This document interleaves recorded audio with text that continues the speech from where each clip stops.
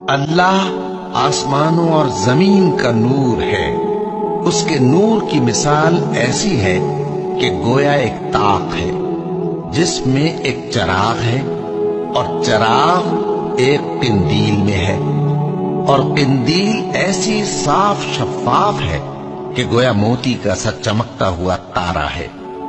اس میں ایک مبارک درخت کا تیل جلایا جاتا ہے، یعنی زیتون کا، کہ نہ مشرق کی طرف ہے نہ مغرب کی طرف۔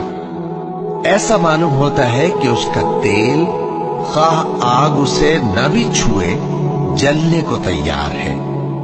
بڑی روشنی پر روشنی ہو رہی ہے۔